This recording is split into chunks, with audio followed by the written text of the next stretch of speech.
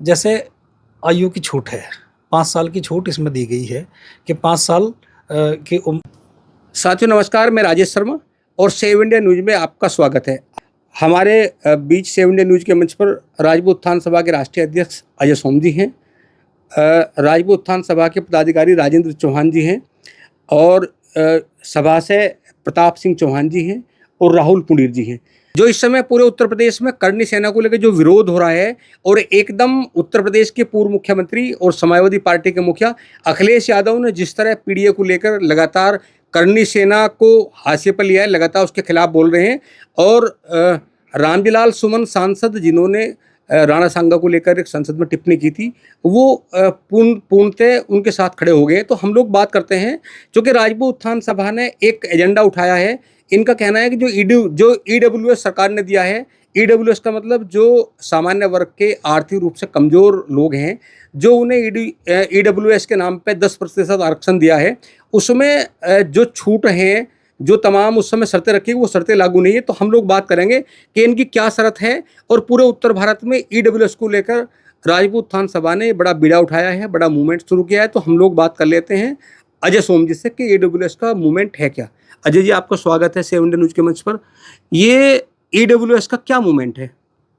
शर्मा जी नमस्कार, आपको भी और आपके दर्शकों को भी। ईडब्ल्यूएस जो है, जैसा कि आपको पता है, पहले ही ये 10 साल पहले, क्या 9 साल पहले हम लोगों ने चलाया था। और उस पे इतना इतना भयंकर ये आंदोलन चला था कि इसमें सरकार को भी कई जगह पटकनी देने की काम किया गया था। फिर समाज सारा जुड़ गया था इससे, और जुड़ने के बाद इन्होंने आनन फानन में एक 10% जो आरक्षण था ईडब्ल्यूएस के रूप में दिया था, जो एक तरह से एक लंगड़े घोड़े की तरह था कि वो दे तो दिया लेकिन वो चलने लायक नहीं था। उसमें बच्चे आ तो रहे हैं लेकिन उसका कोई औचित्य नहीं है, क्योंकि आरक्षण का मतलब होता है थोड़ा आगे हो जाओ। जिस तरह से आरक्षण मिला हुआ है सबको, चाहे ओबीसी का हो, एससी का हो, एसटी का हो, किसी का भी हो, तो उनमें और बहुत सारी शर्तें भी हैं। वो कोई शर्त इसमें लागू नहीं हुई, बस 10% दे दिया। जिन्होंने सर्टिफिकेट लगा दिया उसको मिल गया, और मिलने के बाद खत्म। ये शर्त कौन कौन सी है? अब मैं शर्त बता दूं। इस पे जो था, राजस्थान सरकार ने सबसे पहला काम किया। राजस्थान सरकार ने, जैसे आयु की छूट है, 5 साल की छूट इसमें दी गई है कि 5 साल की जिस तरह से ओबीसी की है और एससी की छूट है, इसी तरह 5 साल की ईडब्ल्यूएस के लिए छूट दी गई है। दूसरा क्या है, इसमें फीस रिलैक्सेशन भी है, फीस की छूट भी दी गई है, क्योंकि ये तो पहले ही कमज़ोर है आर्थिक रूप से। जब ये आर्थिक रूप से पहले ही कमज़ोर हैं और फीस वो वही दे रहे हैं जो सामान्य वर्ग का दे रहा, तो उसका क्या औचित्य रह गया फिर आरक्षण का। तो फीस वो होनी चाहिए जो आर्थिक रूप से अक्षम लोग उसे वहन कर सकें। पहली बात तो जीरो होनी चाहिए, जिस तरह ये भी जीरो होनी चाहिए। और जब एग्ज़ाम देने के लिए बच्चा कहीं दूर जाता है तो उसका जो रेल का किराया है वो भी जीरो होना चाहिए, जिस तरह से जीरो दिया जाता है बहुत सारे रिजर्वेशन वाले। तो ये और कौन कौन सी शर्तें हैं? आयु की होगी, फीस की होगी, और फीस में आने जाने की बच्चों का किराया भत्ता है वो हो गया। दूसरा, इनके लिए स्कॉलरशिप की व्यवस्था भी कराई जाए, स्कॉलरशिप की व्यवस्था कराई जाए कि जिससे कि वो बच्चों कम से कम कहीं जाके वो पढ़ भी सकें और एडमिशन भी कहीं ले सकें, क्योंकि शिक्षा का भी तो है मामला इसमें, नौकरी का ही नहीं है कि शिक्षा में एडमिशन भी लेना है। बहुत सारी जगह इस तरह की चीज़ें हैं। तो तीसरा ये होता है। तीसरा, इसका जो क्राइटेरिया बनाया हुआ है वो भी एक अभी कुछ तरीके से नहीं बनाया हुआ, उसका भी रिव्यू करा जाना चाहिए और वो बढ़ाया जाना चाहिए। अच्छा, दूसरी बात इसमें, और बाकी की जो शर्त है, जो हम तो ये भी है कि मैं अगर और इसका जो वो है ना, क्या नाम, जो 10% दिया गया है, ये भी बहुत कम है। ये भी आनन फानन में दे दिया गया था। ये भी कम से कम 20% या 18 से 20% के बीच में होना चाहिए। क्या निकट भविष्य में कोई बड़ी रैली का कोई ऐसा प्रावधान है, रैली का या कोई यात्रा निकालने का? हाँ, ये तो शुरू हो गया है। ये तो 7 तारीख से शुरू हो गया था और इसकी घोषणा कर दी गई थी, और अभी लगातार जो संपर्क हो रहा है, जैसे भाई साहब के पास आए हैं, राजेंद्र चौहान जी हैं, ये मेरठ के जो क्षत्रिय सभाएं हैं, राजपूत सभाएं, उनको देखते हैं, तो ये इनके पास आए, ये सब सपोर्ट करेंगे। इस तरह के सब लोग, जैसे ब्राह्मण महासभाएं हैं, जैसे वैश्य महासभाएं हैं, सबके पास जाएंगे और इसको लेकर पूरा मूवमेंट करा जाएगा। पूरा बड़ा मूवमेंट शुरू करने की तैयारी है। तो चौहान साहब, लग रहा है आपको कि सरकार जब ईडब्ल्यूएस दिया था और जो उसमें शर्तें रखी थी, सरकार उसे लागू कर देगी? करना चाहिए उनको, लेकिन उनकी मंशा अभी साफ लग नहीं रही है इस मामले में, जो कि ज़रूर होना चाहिए। सरकार को सोचना चाहिए कि ईडब्ल्यूएस आपने दिया तो सबको एक समान देना चाहिए।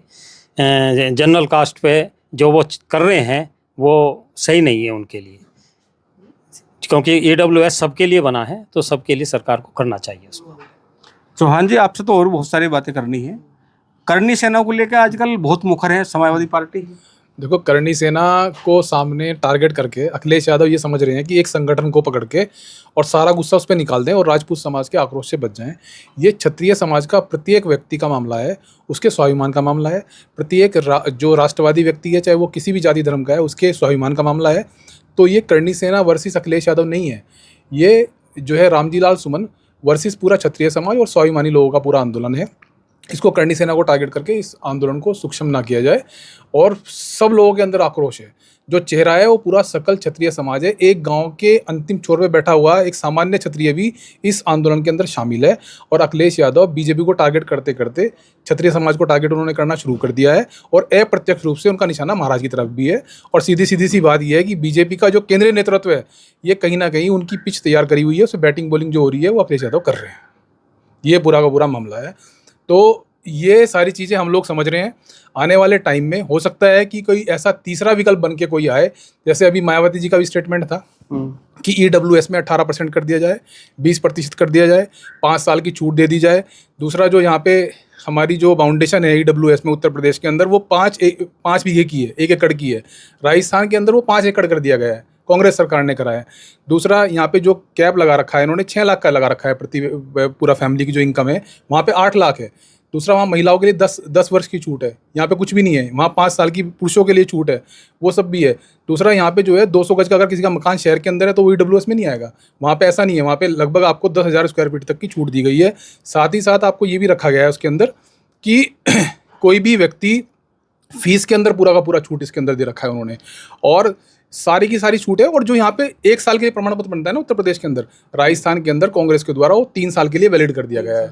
तो इसका सरलीकरण बहुत जरूरी है, क्योंकि ये 1 साल का इन्होंने लॉलीपॉप पकड़ा दिया है, इसका फायदा कुछ हो नहीं रहा है। 2027 के चुनाव के अंदर अगर ईडब्ल्यूएस सरलीकरण नहीं हुआ तो बीजेपी को दोबारा से आक्रोश झेलना पड़ेगा स्वर्ण समाज का, ये पक्की बात है। बिल्कुल। तो ये जो मूवमेंट है, ये नेशनल लेवल पे है या राज्य लेवल पे है? फिलहाल तो उत्तर प्रदेश से ही मांग है हमारी, क्योंकि उत्तर प्रदेश में अगर ये होता है तो हमारे लिए एक पहली सीढ़ी होगी। उसके बाद हम इससे सेंटर पर लेवल पे मांग करेंगे। तो चूंकि ईडब्ल्यूएस है वो भी बड़ा इशू है, जो सामान्य वर्ग को सरकार ने 10% जो रिजर्वेशन दिया था, आरक्षण दिया था, उसमें आरक्षण तो दे दिया, लेकिन आपका मानना है कि जब किसी की जो परीक्षार्थी है, जब उसकी एज की बात होती है तो एज में कोई छूट नहीं दी गई, एज में छूट नहीं है। इसके अलावा वो जो सर्टिफिकेट है वो हर साल बनाया जाता है, और जब उसे बनवाते हैं तो तहसीलों में जिस तरह की दुत्कार उन्हें मिलती है सामान्य वर्ग के लोग, इसको लेकर भी बहुत ज़्यादा नाराज़गी है। अब चूँकि ये पूरा मूवमेंट चला दिया और आपने घोषणा कर दी कि 2027 तक जो इसका सरलीकरण किया जाए, अगर नहीं होगा तो बीजेपी को एक बार फिर बड़ी चोट सहनी पड़ सकती है। तो इसी के साथ में, चूँकि इस समय अगर हम पूरे उत्तर प्रदेश की बात करें तो उत्तर प्रदेश में जिस तरह समाजवादी पार्टी के सांसद रामजी लाल सुमन ने जिस तरह संसद में गद्दार कहा राणा सांगा को लेकर, और करनी सेना ने आगरा में बड़ी रैली की, उसको लेकर लगातार अखिलेश यादव करनी सेना को निशाने पर रखे हुए हैं। वो लगातार करनी सेना पर बोल रहे हैं, और हमें लगता है कि एक ऐसा परसेप्शन भी तैयार कर रहे हैं कि ये ठाकुर हैं, और ठाकुर चूँकि जिस गांव में होते हैं तो इन्हें शायद ऐसा परसेप्शन है, ये ऐसा आरोप भी लगाया है आप सबने, कि जो वहाँ जिस गांव में और वर्ग के लोग रहते हैं वो ठाकुर एंटी वोट करें, और वो लगातार पीडीए का नाम ले रहे हैं।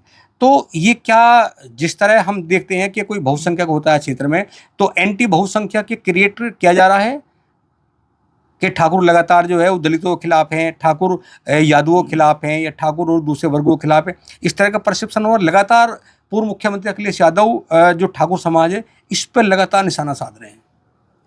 हाँ, ये कोशिश तो करी जा रही है। जैसा कि फिल्मों ने ये एक परसेप्शन तैयार किया था, उसे बढ़ाने का काम किया जा रहा है, उसे पीडीए का नाम दिया जा रहा है। लेकिन पीडीए वो उसकी उस गर्भावस्था की तरह है, जैसे कि वो पेट तो फुला हुआ है लेकिन हवा लिकड़ गई, उसके बाद उसमें कुछ नहीं निकला। तो पीडीए भी वही है। अब ये सोच रहे हो कि 36-37 सीटें आ गई, वो पीडीए से आ गई, पीडीए कुछ नहीं है। और ये जो व्यवस्था थी ये तो एंटी बीजेपी पूरा चुनाव था, तो इसलिए बन गया मामला। और उसमें अगर क्या चौहान साहब, पूरे उत्तर प्रदेश में जिस तरह अखिलेश यादव जी कह रहे हैं, मतलब ठाकुर इतना अत्याचार क्यों कर रहे हैं तमाम जातियों पे? हमारे जो मुख्यमंत्री हैं श्री योगीनाथ जो है ना, ये ठाकुर होने की वजह से अखिलेश उन पे जो है एक बाण चला रखा है कि ठाकुर मुख्यमंत्री है और ठाकुरों पे ही ये आक्रमण कर रहा है। इसलिए ये गलत उस लाइन पर चढ़ा हुआ है, लेकिन ये अभी समझ नहीं रहा कि ठाकुर क्या चीज़ है।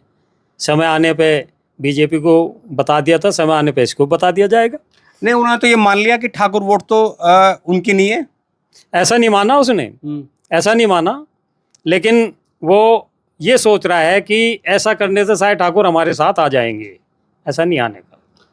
प्रताप जी, आगरा में एक प्रेस कॉन्फ्रेंस करते हैं पूर्व मुख्यमंत्री अखिलेश यादव जी, और उन्होंने आरोप लगाया, उन्होंने नाम बताया, उन्होंने आगरा का नाम बताया, उन्होंने चित्रकूट का नाम बताया, उन्होंने कई मैनपुरी का नाम बताया, कई जिलों का नाम बताया, और नाम लेके बताया कि फला फला जिले में इतने अधिकारी हैं और उसमें सिंह ज्यादा हैं, पीडीए के बहुत कम है। पहले क्या था ना कि ठाकुर का कुआं था, अब थाने भी ठाकुर के हो गए। तो एक बात तो स्पष्ट है, जहां उन्होंने सिंह की बात करी है तो उन्होंने ये बात स्पष्ट कर दी है कि जहां पे सिंह लोग नेतृत्व कर रहे हैं, उनको जिम्मेदारी दी गई है, उन्होंने प्रदेश की कानून व्यवस्था बिल्कुल सुचारू कर दी है। ये बात उन्होंने खुद साबित कर दी है। लेकिन चलो ये एक अलग चीज है, हर थाने के अंदर कितनी तैनाती किसकी है, ये अखिलेश यादव की सरकार में किसी से बात छुपी हुई नहीं है। जो प्रशासनिक जिम्मेदारियां दी गई थी, पहले तैनाती हुई थी, किसी से छुपी हुई बात नहीं है। जो कमिश्नर है वहाँ के आगरा के, उन्होंने इसका पुक्का फोड़ दिया है। 70% के आसपास पीढ़ी के ही लोग हैं, जो कथित पीढ़ी है उसी के लोग वहाँ पे काबिज हैं, वो लोग थाने चला रहे हैं। और ये उनके योग्यता के हिसाब से थाना उनको दिया गया है या कोई भी जिम्मेदारी दी गई है। मैनपुरी के अंदर भी यही हालत है। और हर जगह जो शासन प्रशासन की नियुक्ति होती है वो योग्यता के आधार पे होती है। डीजीपी ने भी बयान दे दिया ऑफिशियली। तो सारे के सारे जो आंकड़े हवाबाई आंकड़े हैं, जो ग्राफ उन्होंने बना के दिया था, पता नहीं ये ग्राफ बना के कौन देने वाला व्यक्ति है। और जिस तरीके से सारी की सारी गलबैयाँ चल रही है ना संसद के अंदर, अमित शाह की और अखिलेश यादव की, तो जनता समझ रही है मामला कहाँ से चल रहा है। अखिलेश यादव जी तो कह रहे हैं कि 2027 में पीडीए 300 के पार जाएगा। पीडीए कहीं, पहली बात तो पीडीए कहीं है नहीं, दूसरी बात उनके पास दो हैं, एक तो यादव हैं और एक मुस्लिम लोग हैं। मैं कल भी मैंने एक वो बताया था, अपना एक डाला था उसके अंदर कि 8 राज्यसभा सीट हैं समाजवादी पार्टी की। 8 राज्यसभा सीट के अंदर जो 80% कॉन्ट्रीब्यूशन मुस्लिम समाज का है ना, तो उनकी सीट कितनी है? मात्र एक उनको एमपी बनाया गया है राज्यसभा से। और यादव परिवार के 3 लोग हैं। आप ये बताओ कि उनका कॉन्ट्रीब्यूशन तो हो गया 30%, जो मात्र 7-8% वोट देते हैं। पीडीए जो वोट बैंक है समाजवादी पार्टी का, और जो मुस्लिम समाज 80% कॉन्ट्रीब्यूशन करता है, उनका मात्र एक एमपी है। तो ये पीडीए का जो है क्या परिभाषित किस तरीके से इसको करा गया है ना, और कितना किसका प्रतिनिधित्व है। पहली बात तो ये पीडीए की परिभाषा ही उनकी गलत है। कहीं कोई ऐसा मामला नहीं, कुछ भी है, सारा यहाँ पे यादवों को दिया गया है सारा का सारा मामला। 5 सांसद तो उनके घर के हैं अपने। उसके बाद जो है विधान परिषद में आप जाके देखो, वहाँ भी यही स्थिति है। विधानसभा के अंदर 16 सांसद हैं यादव, 16 जो एमएलए हैं 16 हैं आज की डेट में। 103 के आसपास है इनके, 111 के आसपास, 108 इनके हैं और गठबंधन के हैं 3-4। तो 16 विधायक होना बड़ी बात है अगर यादव है वहाँ पे। और विधान परिषद में यही स्थिति है। तो सारा पीडीए जो है ना वो यादव है खाली, और कोई नहीं है। मुसलमानों को भी इसके अंदर कोई कहीं प्रतिनिधित्व नहीं दिया गया है। पीडीए झूठ है, उसका पुक्का मायावती जी ने अपना इनका पहले ही फोड़ दिया था। एक चीज़ और है जी। तो वो तो कह रहे हैं कि ठाकुरों की सरकार है। एक चीज़ और है जी, जब पिछली बार इनकी क्या नाम अखिलेश जी की सरकार थी उत्तर प्रदेश में, तो यूपीपीएससी का जो चेयरमैन था एक ऐसे व्यक्ति को बनाया था जो कंडक्टर था, वो कंडक्टरी करता था, उसको बना दिया उन्होंने चेयरमैन। और उसे एक ही बात कही थी कि तुम्हें यहाँ भर्ती करनी है अपनी बिरादरी की पूरी। तो एक भर्ती में ये तो पूरा मामला उठा। आज के अखबार में सारे पुराने अखबार आज भी कटिंग रखी हुई है, क्योंकि उस दौरान हम भी तैयारी कर रहे थे। तो वो एक भर्ती में अगर 46 एसडीएम इन्होंने 46 में से 45 एसडीएम यादव बनाए। अब पीडीए को तो पता चल गया ना पीडीए है क्या, और सब जानते हैं, पागल कोई नहीं है, सब देख रहे हैं। अगर ये बनेंगे तो सारे थानों में यादव, सारे उसमें ये। अब सिंह लगा के, मुलायम सिंह भी तो यादव ही हैं, अब उन्हें सिंह लगा के ठाकुर बना दोगे क्या, है ना। और ऐसे ही बहुत सारे लोग हैं जो सिंह बना के बैठे हैं। और ये पश्चिम उत्तर प्रदेश में तो सारे जाट हैं, सारे सिंह लिखते हैं, सारे गुज्जर सिंह लिखते हैं, सारे और भी हैं, बहुत सारी बिरादरियाँ सारी सिंह लिखती हैं, और वे उन्हें बना के बैठा दिए सिंह है, तो ये सारे ठाकुर हो गए। ये तो एक तरह से एक छोटी मानसिकता है। और ऐसे संत को बिरादरी से जोड़ के देखने की बात जो है ना, ये बहुत छोटी चीज़ है, क्योंकि वो वैसे तो फेल नहीं हो पा रहे। उन्होंने सोचा कि बिरादरी का ठप्पा लगा दो और बस इनका इलाज कर दो, क्योंकि पहले हुआ था इनका इलाज, इसी पर हुआ था। क्या नाम अखिलेश यादव की सरकार का, तो वही दोहराने की कोशिश करी जा रही, लेकिन साच को आँच नहीं, अब सब जनता देख रही, पागल कोई है। तो साथियों, आज मेरठ में राजपूत उत्थान महासभा की एक मीटिंग थी और मीटिंग में जो ईडब्ल्यूएस का इशू है उसको लेकर इन्होंने मीटिंग की और मीटिंग के बाद हम लोग से रूबरू हुए हैं। तो चूँकि ईडब्ल्यूएस के बारे में बातचीत की तो हमें लगा कि अब उत्तर प्रदेश में करनी सेना को लेकर लगातार पूर्व मुख्यमंत्री मुखर हैं, तो उसके बारे में बातचीत की जाए। और चूँकि अखिलेश यादव ने आरोप भी लगाया कि उत्तर प्रदेश में ठाकुरों की सरकार है, वो अलग अलग जिलों में जो प्रशासनिक अफसर हैं उनकी गिनती करते हैं और वो कहते हैं कि सिंह इतने हैं और पीड़िए के इतने हैं।